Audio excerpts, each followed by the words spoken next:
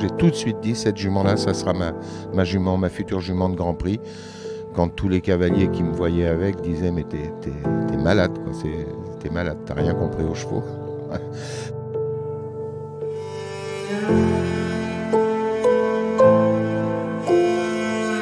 Chère la Belletière. La Belletière, petit Boutzan à l'époque de Japlou, il y avait deux petits Boutzans, il y avait elle qui était un peu moins célèbre parce que évidemment on n'a pas sorti de médaille d'or individuelle, mais que j'ai monté pendant 8 ans, environ 8-9 ans, non, ouais, même 10 ans, et qui a une aventure assez amusante puisque c'est une jument d'abord qui a tout gagné, qui a gagné énormément de grands prix de CSIO, c'était une vraie gagneuse. C'est une jument qui avait été achetée à l'âge de 4 ans, après la finale des 4 ans à Fontainebleau, exportée en Martinique, qui était une jument très délicate, très difficile, que son propriétaire qui l'avait achetée a rapidement jeté l'éponge et l'a revendue à un de ses amis. Et cet ami a été, quelques années plus tard, mais pas longtemps, 2-3 ans plus tard, a été muté pour un poste en Guyane où il n'a pas pu amener la jument pour des raisons sanitaires, c'est-à-dire qu'il aurait pu l'amener mais elle ne pouvait plus jamais ressortir. Et donc ils ont envisagé à ce moment de renvoyer la jument sur le continent, parce qu'il avait quand même été identifié qu'elle était évidemment pas facile, mais qu'elle manquait pas de qualité.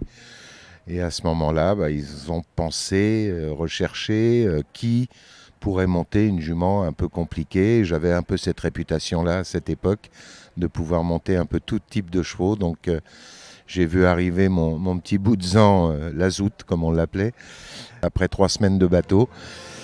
En pleine forme, voilà, comme si rien ne s'était passé. Et là, il y a eu une ascension fulgurante, quoi, et 9-10 ans de carrière au plus haut niveau. Je n'en avais que entendu parler quand elle est arrivée, comme je vous dis, après 3 semaines de bateau. Donc je m'attendais à avoir un animal un peu éprouvé. Ah ben pas du tout, elle était en pleine forme, ce qui laissait présager de la suite et de je dirais du défaut de sa qualité. Voilà, c'était une jument extrêmement généreuse, un peu trop même, dure, mais dure comme dure, c'est peut-être la jument la plus forte alors qu'elle mesurait 1,57 m. Mais elle tirait comme un bœuf de 800 kg, quoi. C'était absolument épouvantable. Et j'ai tout de suite, mais c'est pas de la prétention, j'ai tout de suite dit, cette jument-là, ça sera ma jument, ma future jument de Grand Prix. Quand tous les cavaliers qui me voyaient avec disaient, mais t'es malade, quoi. T'es malade, t'as rien compris aux chevaux. Donc on a eu quelques explications, je dois l'avouer quand même. Mais bon, dans les amitiés, il y a aussi quelques bagarres quelquefois. Et puis on s'est trouvés. Voilà, j'ai appris à faire des concessions, elle aussi. Quand elle est arrivée, elle avait 7 ans. Et les premiers engagements que j'ai faits à l'époque, c'était des A3, hein, c'est-à-dire 1m15, 1m20. Donc j'ai fait 7 épreuves dans l'année. Elle est passée de A3 à un Grand Prix. Donc 145, petit 150. Dès le début de l'année d'après, je suis parti faire un concours Coupe du Monde à Amsterdam et mon cheval de tête est arrivé avec une petite blessure. Il n'a pas pu courir dans la qualif du Grand Prix le premier jour. Donc la Zout, elle y croit. Elle est partie là-dedans, bille en tête, sans faute, qualifiée. Enfin voilà, c'est le type de cheval que je qualifie de difficile à monter, mais facile d'être sans faute. C'est une jument qui était contre. C'est-à-dire que vous vouliez ralentir, elle accélérait. Donc l'exercice le plus facile et dans lequel elle excellait, c'est le barrage. Reine à la couture, parce qu'elle était très dure, mais pas folle du tout.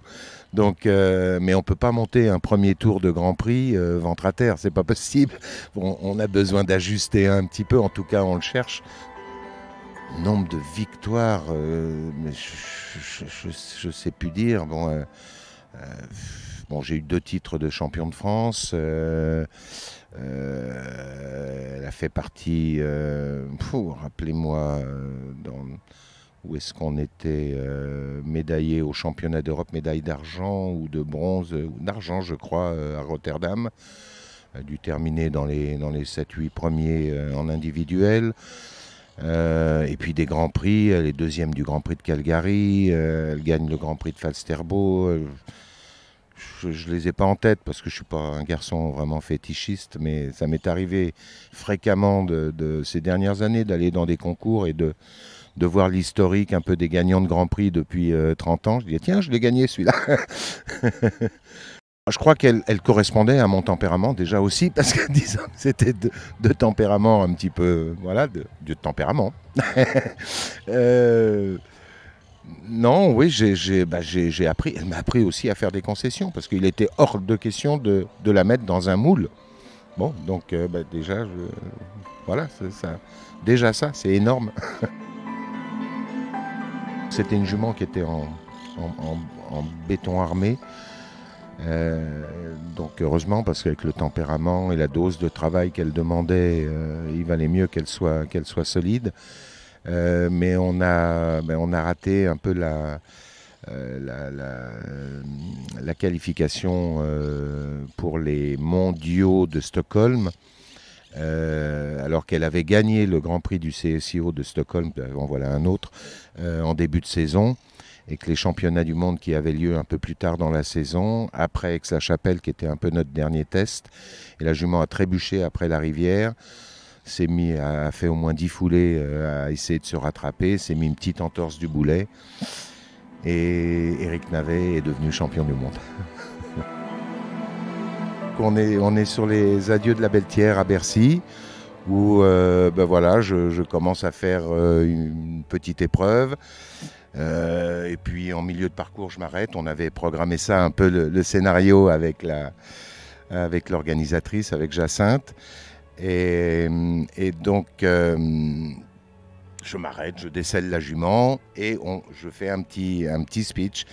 Mais on avait préparé, elle avait déjà eu un poulain qui s'appelle Highlander, dont le père était Prince d'Incoville, que j'ai monté également pendant cette période-là. Ils ont fait camion commun pendant au moins 6-7 ans tous les deux. Et donc j'ai expliqué au public que quand on voyage un garçon et une fille pendant 6-7 ans, arrive ce qui doit arriver. Et on a lâché le poulain en plein milieu de Bercy, qui a galopé en faisant tout le tour. Voilà, donc c'était le petit côté, le petit clin d'œil pour éviter de tomber dans la sinistrose et la nostalgie larmoyante. J'ai préféré la jouer plutôt sympa, rigolote. Je l'ai d'abord arrêté vers 17 ans. On avait fait 1 ou 2 transferts d'embryons avec difficulté.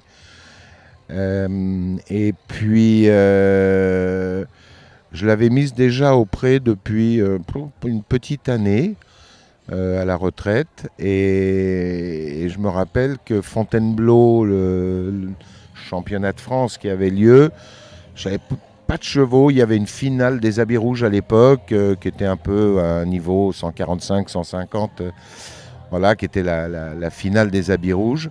J'avais pas de chevaux, j'ai dit mais la Belle-Thière, elle est en pleine forme. Je l'ai rentrée 15 jours avant, j'ai enlevé un peu les toiles d'araignée, la poussière, un petit coup de tondeuse, une petite séance de cavaletti, on est parti, gagner l'épreuve et reparti au pré. Donc voilà, alors après j'ai voulu la faire saillir, je l'ai mise en pension dans un endroit chez un vétérinaire et voilà, qui n'a pas très bien fait son travail. La jument a fait des fourbures, elle s'en est pas rendue compte et ça s'est terminé rapidement, au moins.